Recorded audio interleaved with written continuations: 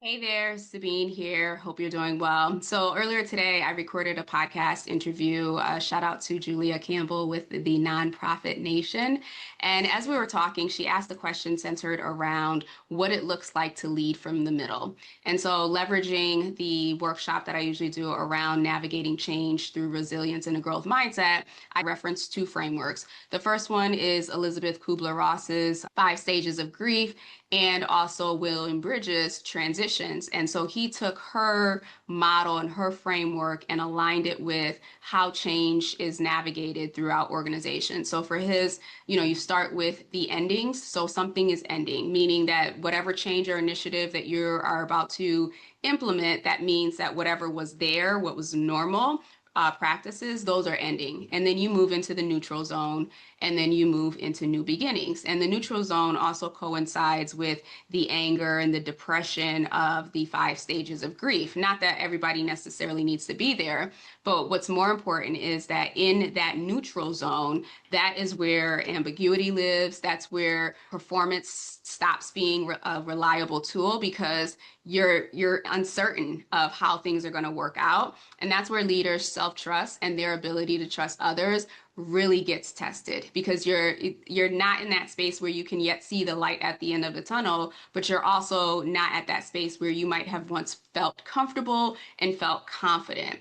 And what I teach leaders, when you get to that neutral zone, that anything that happens there is information. What I often see is people identifying with the situation themselves, meaning that if they don't have the answers to the questions that are being asked, they either put up a wall or they overshare, or they take vulnerability to, the next level. So when there is a lot of ambiguity, when you're not clear on, how to move forward, when what you used to do is no longer working and you still haven't figured out how things are going to move forward, that's the time to incorporate a lot more self-awareness, a lot more presence within yourself so that you understand, what fears or what concerns or what worries are coming up for you, and then identifying those in your team members as well.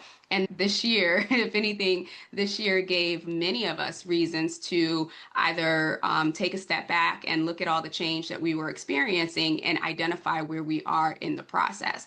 And again, this process happens anytime we decide to grow, to change, or to do something different. So it doesn't even have to be anything drastic.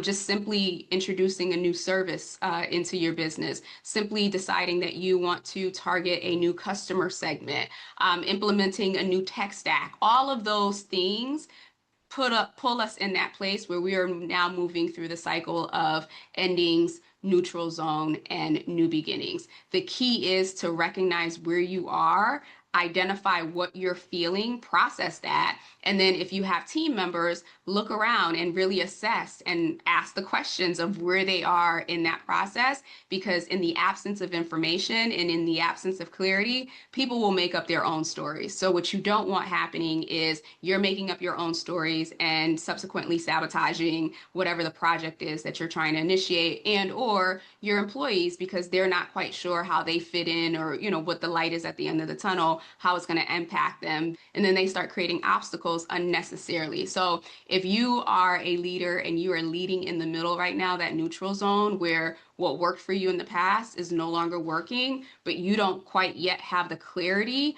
on how you're going to show up and what tools are going to be available for you in that next space, just be aware of that. That's part of the process. Thank you again for tuning in, and we'll talk soon. Take care.